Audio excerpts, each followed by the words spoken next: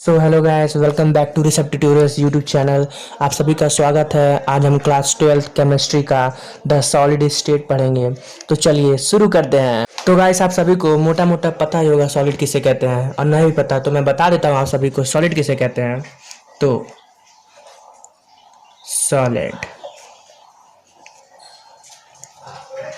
Solid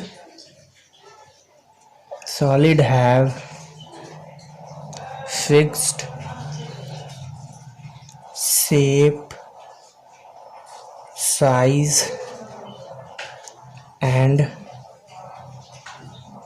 volume.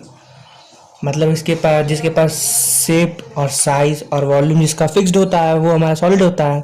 और इसकी बात कर लिया जाए, अगर दूसरा पॉइंट लिखना हो तो मेल्टिंग पॉइंट और बॉइलिंग पॉइंट हाई होता है। और तीसरा जो इसके कॉन्स्टिट्यूएंट पार्टिकल होते हैं, कॉन्स्टिट्यूएंट पार्टिकल जो होते हैं इसके बहुत ही क्लोज्ड होते हैं। और इसमें जो डिस्टेंस होते हैं जो इनके कॉन्स्टिट्यूएंट पार्टिकल के बीच में, कॉन्स्टिट्यूएंट पार्टिकल को मैं ऐसे लिख दे रहा हूँ, अब समझिएगा। कॉन्स्टिट्यूएंट पार्टिकल के बीच में वो लेस होता है, ये आपको भी पता है। और ये थोड़ा रिजिड होते हैं।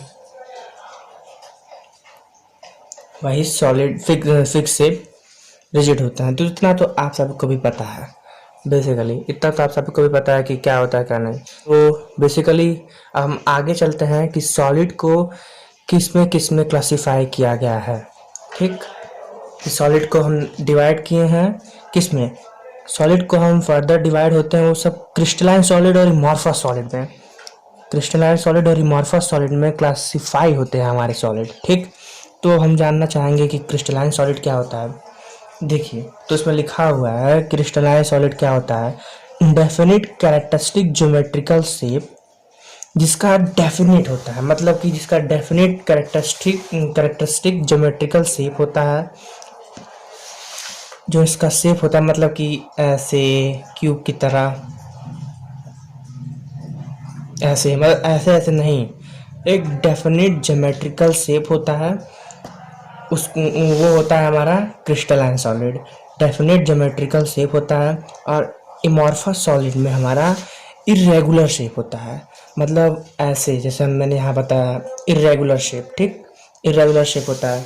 अब चलते हैं दूसरे इसकी पॉइंट पे, melt at a sharp and characteristic temperature. मतलब ये जो हमारे क्रिस्टलाइन सॉलिड होते हैं ये हमारे मेल्ट होते हैं एकदम शार्प कैरेक्टरिस्टिक टेम्परेचर पे। मतलब कि अगर मैं बोलूँ कि हमारा ये 120 डिग्री सेल्सियस पे अगर हमारा ये कोई भी चीज़ है, अगर वो मेल्ट हो रही है, सपोज दैट ओके, अगर मेल्ट हो रही है तो ये इतने ही ये इसका फिक्स्ड है, इससे ज़्यादा ना ऊपर कुछ नहीं, इसी पे वो मेल्ट होना ही होना है उसे। ओके, और इस पे देखते हैं gradually soften over a range of temperature. और जो इमॉर्फस सॉलिड होते हैं ये हमारे ज़्यादा नहीं, ये हमारे एक रेंज ओवर टेम्परेचर पे हमारे ये मेल्ट होते हैं। मतलब कि अगर मैं बोलूँ 1 डिग्री के 2 डिग्री के बीच में रेंज पे, ये हमारे एक रेंज पे हमारे ये मेल्ट होते हैं। और ये हमारा इनका शार्प मेल्टिंग पॉइंट नहीं होता है एमॉर्फस का, और इसका शार्प मेल्टिंग पॉइंट और बॉइलिंग पॉइंट होता है।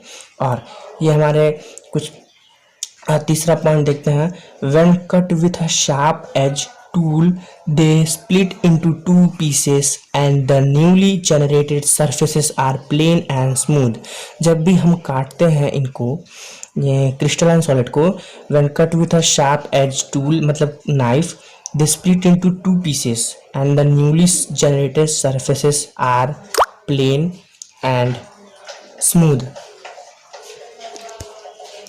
oh sorry, ये जो हम इसे कट करते हैं नाइफ से और चाहे किसी भी चीज़ शार्प चीज़ों से, जब इसे हम कट करते हैं तो जो इसकी सरफेसेस होती हैं, जैसे कि हम मान लेते हैं कि जो हम इसे अगर हम ऐसे ले लें इसको और यहाँ से हम इसको अगर कट कर दें तो जो हमारी नई सरफेसेस आएंगी, मतलब ये वाला पार्ट, ये बहुत ही साफ होती हैं बहुत ही ज़्यादा शार्प होती हैं।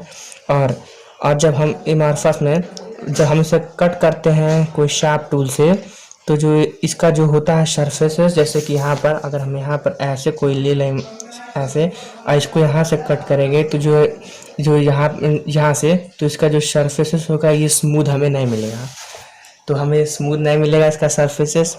तो दूसरा देखते तीसरा point, heat of fusion, they have definite and characteristic enthalpy of fusion. ये 11th का टॉपिक है। तो मैं आपको बता देता हूँ कि मतलब जो जो अपना जब ये ऐसा सॉलिड है, जब हम इसे एक अमाउंट ऑफ हीट देते हैं तो उसके बाद ये अपना शेप एंड साइज चेंज कर लेता है। तो वो अमाउंट ऑफ हीट जो होता है वो हमारा एंथैल्पी ऑफ फ्यूजन होता है और वो फिक्स्ड होता है।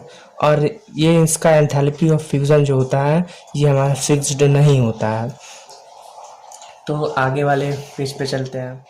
तो देखते हैं अगला, क्रिस्टलाइन सॉलिड, ये हमारा एनआइसोट्रॉपिक इन नेचर होता है। और ये हमारा अमॉर्फस सॉलिड होता है, वो आइसोट्रॉपिक इन नेचर होता है। अब मैं आपको समझा देता हूँ कि आइसोट्रॉपिक और एनआइसोट्रॉपिक का मतलब क्या होता है। तो हमारा जो क्रिस्टलाइन सॉलिड होता है वो हमारा एन आइसोट्रॉपिक होता है। तो हमारा एनाइसोट्रॉपिक क्या होता है, जैसे कि हम जानते हैं कि क्रिस्टलाइन सॉलिड में जो हमारे इसमें हमारा long order of arrangement of particle होता है। तो जब हम इसके जो पार्टिकल होते हैं वो वेल अरेंज्ड होते हैं। तो ऐसे मान लेते ब्लू ब्लैक ब्लू ब्लैक, यहाँ पर भी आपको दिख रहा होगा कैमरा में, अगर नहीं दिख रहा है तो मैं जैसे बोल रहा हूँ वैसे आप सुनिए और समझने की कोशिश करिए। बारिश का मौसम है, बारिश हो रहा है तो आप देख सकते हैं। तो यहाँ पर जब इसकी जो अरेंजमेंट ऑफ कंस्टिट्यूएंट पार्टिकल के जो अरेंजमेंट होता है वो हमारा ऐसे वेल अरेंज्ड होता है। और क्रिस्टलाइन का जो होता है वो हमारा वेल अरेंज नहीं होता है, वो कभी ऐसे होगा यहाँ होगा वहाँ होगा यहाँ होगा यहाँ होगा वहाँ होगा। तो इसमें अब हम जा रहे हैं पर ये हमारा क्रिस्टलाइन सॉलिड एनाइसोट्रॉपिक होता है इन नेचर। तो एनाइसोट्रॉपिक मतलब होता है कि जब अगर हम यहाँ से देखना शुरू करें तो जो फिजिकल प्रॉपर्टी है, फिजिकल प्रॉपर्टी जो हमारा है, फिजिकल प्रॉपर्टी अगर हम देखें एनाइसोट्रॉपिक में, तो जो फिजिकल प्रॉपर्टी होता है वो हम डिफरेंट डायरेक्शन से अगर देखें तो वो अलग अलग होगा, सेम नहीं होगा। डिफरेंट डायरेक्शन से हमारा फिजिकल प्रॉपर्टी सेम नहीं होगा। जैसे देख सकते हैं यहाँ पर अगर हम देखें, मान लीजिए ये हमारा जो पॉइंट है ये हमारा कॉन्स्टिट्यूएंट पार्टिकल है एक तरह से। तो देख सकते हैं कि अगर इस तरफ से हम देखें फिजिकल प्रॉपर्टी मतलब कि रिफ्रैक्टिव इंडेक्स ये सब वगैरह आप 11th में पढ़े 10th में पढ़े होंगे। तो आप देख सकते हैं यहाँ से ब्लू ब्लैक है। अगर हम यहाँ से देखना शुरू करें, यहाँ से इस डायरेक्शन से, तो ये हमारा देखिए ब्लैक, तो यहाँ पर हमारा अलग है। और यहाँ से अगर हम देखना शुरू करें, यहाँ से इस वाले जगह से इस डायरेक्शन से देखें, तब भी हम देख सकते हैं कि फिजिकल प्रॉपर्टी अलग है, ब्लू। तो हम देख सकते हैं कि हमारी physical property from all the direction different है। तो इसको हम कहते हैं एनाइसोट्रॉपिक। और आइसोट्रॉपिक क्या होता है, आइसोट्रॉपिक जो कि हमारा क्रिस्टलाइन सॉलिड है, उसको मैं समझा देता हूँ। आइसोट्रॉपिक इन नेचर मतलब कि जब हम कंस्टिट्यूएंट पार्टिकल्स को देखेंगे, जैसे इसमें हमारा order of arrangement of particle होता है वो इरेगुलर होता है। तो ऐसे हम देख सकते हैं, ऐसे ब्लैक ब्लू ब्लैक ऐसे। तो हम कहीं से भी देखेंगे तो जैसे हौच पौच सी मची हुई है, मतलब सब जगह से देखेंगे, यहाँ से भी तो सेम लगता है, यहाँ से देखेंगे तो यहाँ से भी वैसे ही लग रहा है, यहाँ से देखेंगे तो यहाँ भी वैसे ही लग रहा है। मतलब कि physical property of from all the direction it looks like similar, वो मतलब सेम लगेगा कि हाँ हर जगह से फिजिकल प्रॉपर्टी जितनी भी है इसकी एक्टिविटी, कंडक्टिविटी, रिफ्रैक्टिव इंडेक्स सब के सब सेम होते हैं।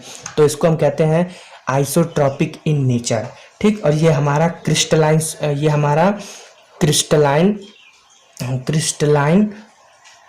सॉलिड के लिए है। ठीक, क्रिस्टलाइन सॉलिड्स के लिए हमारे ये, तो इसको हम कहते हैं आइसोट्रॉपिक।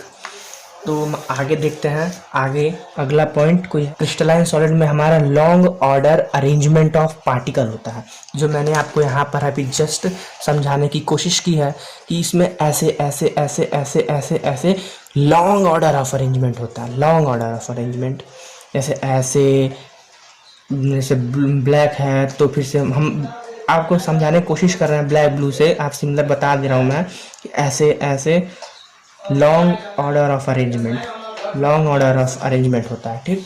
और इसमें शॉर्ट ऑर्डर ऑफ अरेंजमेंट होता है, मतलब कि ऐसे ऐसे फिर टूट कर फिर टूट जाएगा तो फिर ऐसे ऐसे ऐसे ऐसे फिर ऐसे, मतलब इसमें irregular order of arrangement of constituent particle होता है, जो मैंने आपको यहाँ पे समझा दिया। क्रिस्टलाइन सॉलिड को हम ट्रू सॉलिड कहते हैं और हम अमॉर्फस को हम सूडो सॉलिड कहते हैं, फिर सुपर कूल्ड लिक्विड कहते हैं हम इमॉर्फस सॉलिड को।